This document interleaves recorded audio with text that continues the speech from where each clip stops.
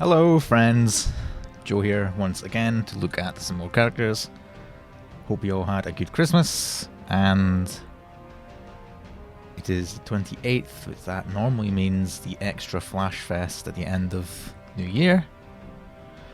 So obviously because of the stream that was not too long ago, we know who we're kind of getting over the next couple of banners. So we're getting an SSR Erin. That is Lily's sister, I think. Same race anyway. We're getting a Grand Charlotta, a Grand Michael, which is very cool. And then obviously Makura, was it? I think is the new Zodiac's name. Bunny Zodiac. So obviously what we don't know is when each of them will be coming. You know, Michael might not be on Flash alongside the Disciples. That would be a plausible thing. But then maybe she is on Flash alongside the Disciples. That would also be plausible. So who can really say where she will be? But let's take a look. Charlotta, okay. Who's Wind? Okay. I mean, everyone was assuming either water or light. I don't think anyone would have guessed wind. And then there's Erin, yes. So no Michael. There's also a new Yatima summon as well, so that will probably be on the Legfest as well. But let's see, I only got 10 pulls from yesterday's roulette, so let's see if we can get lucky. Can we get lucky? No. No, we can't. Oh well. Alright. So, as always, let's take a look at the weapons. So, new grand weapon for Wind, which is a Saber. Massive wind damage to foe, shield effect to MC, damage immunity, 1 hit on Ogi, and then 15 or more weapon skill types are active. Boost to wind allies, attack, defense, and damage cap. And then small majesty. What? Jade valuables. 15 or more weapon skill types. That's interesting. Alright, so just for, obviously I'm Magna player in Wind, so this is not going to be like super.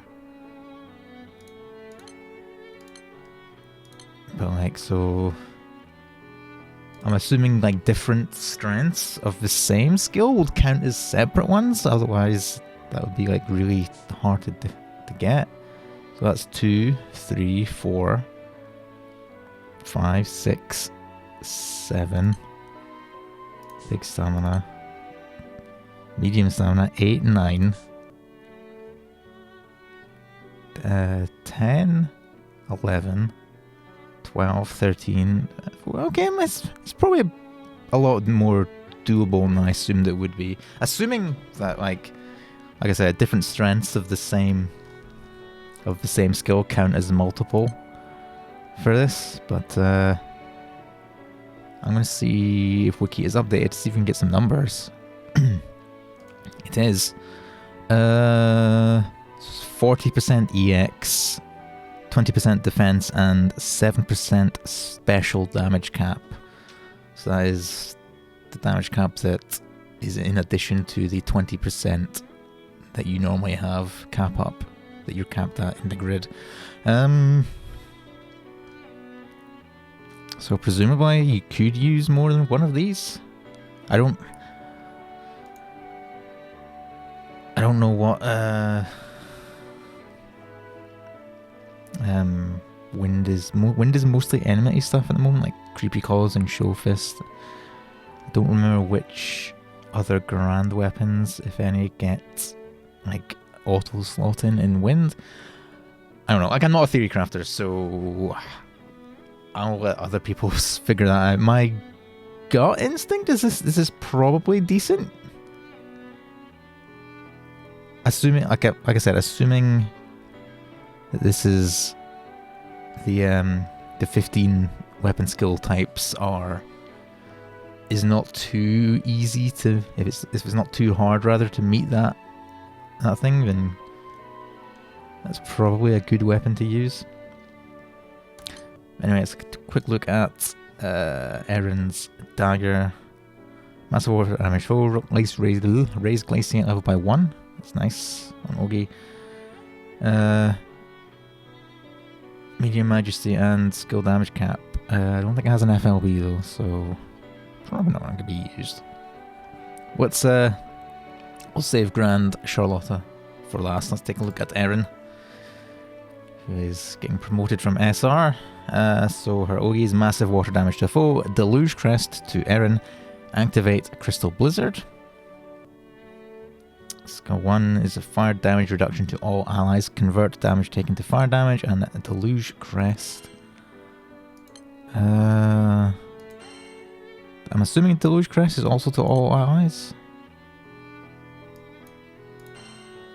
Crystal. So this is the one that's activated on Ogi. Water damage to all foes. Raise Glaciate level by 1, max 10. Hit to multi-attack rate, stackable when 5. The Deluge Crests are granted. Activates twice. Okay, it's only a single hit though. It would be nice if that was multiple hits. But yeah. And skill 3, partial reflection for 2 hits. For all allies. When he full uses his special attack, 50% boost to all allies' charge bars and boost to CS max 1 time. Okay. Now, support skills, boost to water allies' healing specs based on the number of Deluge Crests, takes effect even when Erin is a sub-ally. Upon normal attacks, when a foe's Glaciate level is 7 or above, water damage to all foes. Cool. Restore allies' HP. Interesting. Okay. So let's see. Go to wiki here.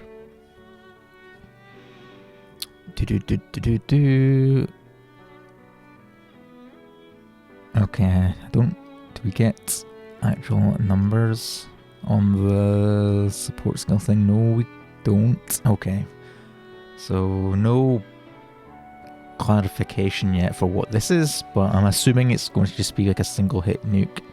They normally would specify otherwise, but probably decent to go alongside Grand Lancelot if you don't have anyone else to kind of fit in that slot. Probably works pretty well with Lily as well because of her she uses crests. I will say with original Water Lily, she wants unique races ideally. I don't remember how many she needs, but she wants you to use as many races as possible in your party.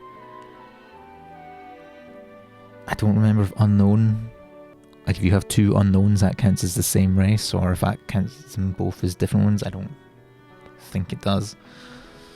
So, obviously, Summer Cagliostro who's getting a rebalance sometime soon as well, uses Deluge Crest, so I'm assuming that this does give a Deluge Crest to the entire team. I mean, the wiki has different wording which suggests that it does, and this leads with damage reduction to all allies, and then just mention this. So I'm pretty sure this should be a crest to all allies. So she probably works pretty well with Summer Cagliostro well to help get her enhanced S1 up quicker.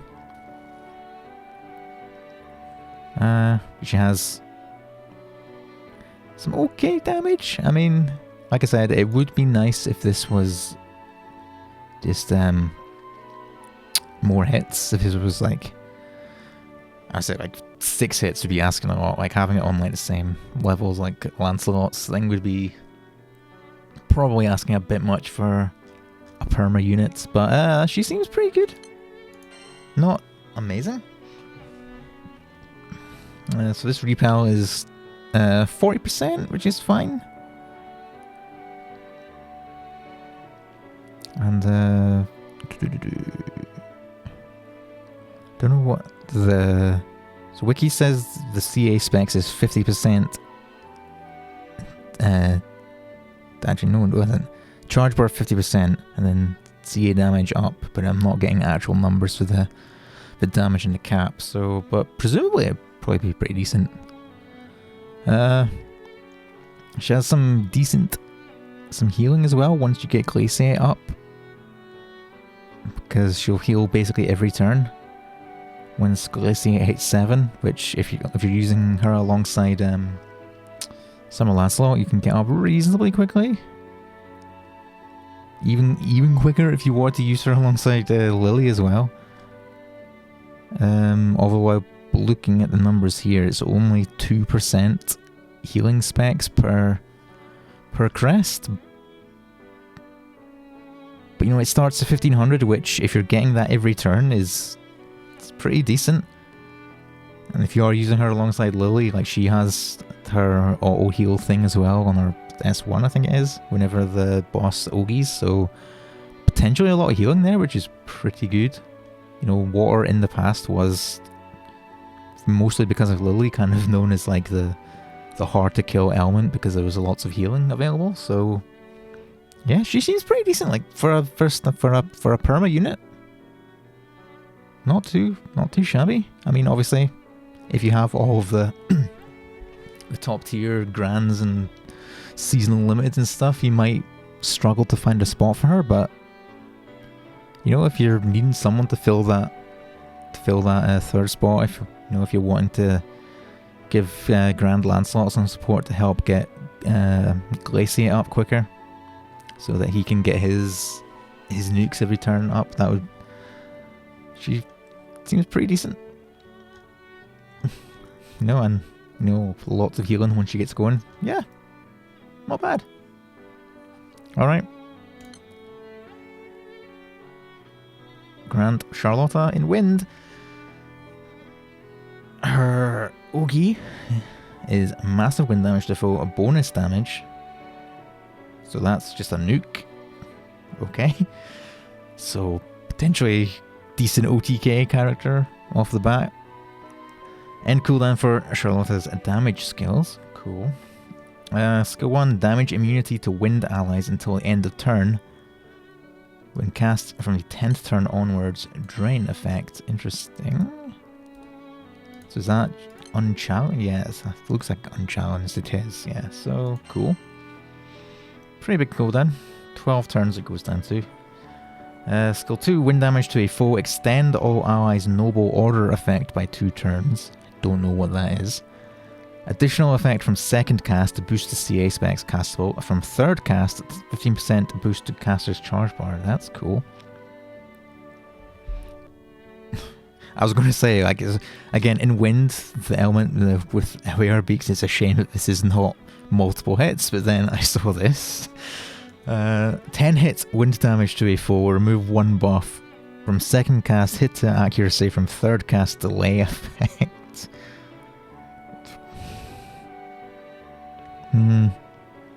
Okay, 48,000 per hit damage cap on that, but 10 hits alongside, damage cap buffs and LAR beaks. That's...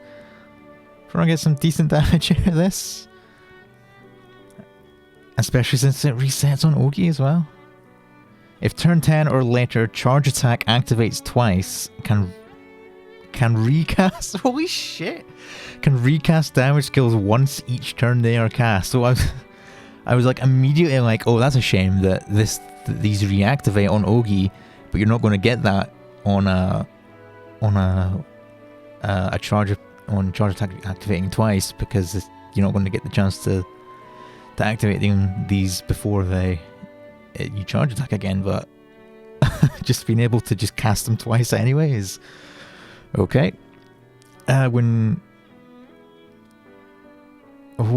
When Charlotta is a main ally at battle start, 40% boost to wind allies' charge bars, noble order effect. Boost to attack defense and debuff resistance. So that's, according to Wiki, 20% perpetuity attack, 50% defense up, and 50% debuff resistance.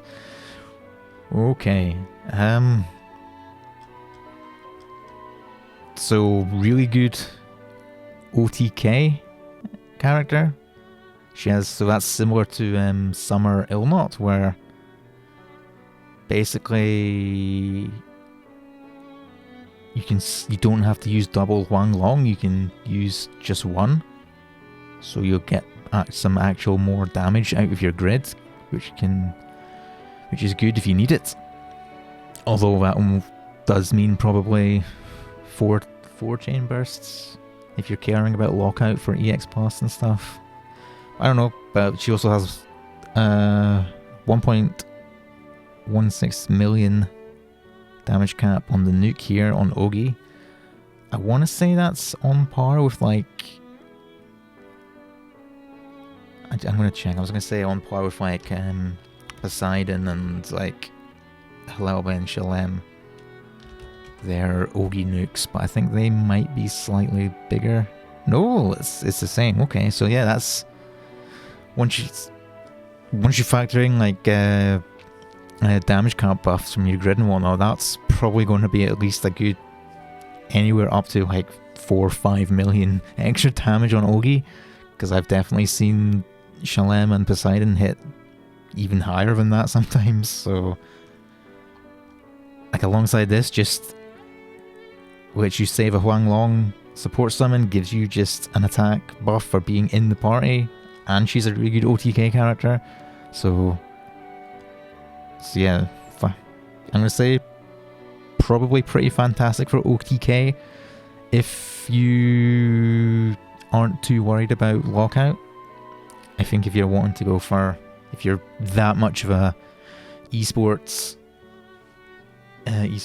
Guild War player, then you generally want to cut down charge attacks as much as possible to not get lockout. But if you don't care about that, really, really good OTK character, and just in general, like, is going to be putting out an absolute shit ton of damage just because of these being able to be recast after Ogi. Like I said, Wind has LER Beaks, and this is 10 hits. So even like with the damage cap per hit is reasonably small, as it usually is for like multi-hit skills like that. But with 10 hits of like 200k supplemental, if you're using 2 LER Beaks, that's a lot of damage. It's going to add up very quickly because you can fire these off pretty quickly, especially once you get to 10 turns. So I just okay. So this because I did remember that this extended this. So this lasts for 5 turns. So my math is very bad, so I don't know if that means that this can be permanent. It goes into 7 turns. That sounds like it. You could have permanent uptime on this. Maybe I'm wrong. Maybe you've got my math. I was never that good at math, so. But I think you can have this up permanently, as long as you're. Actually, no. This resets on cooldown, so yeah, you absolutely can have that.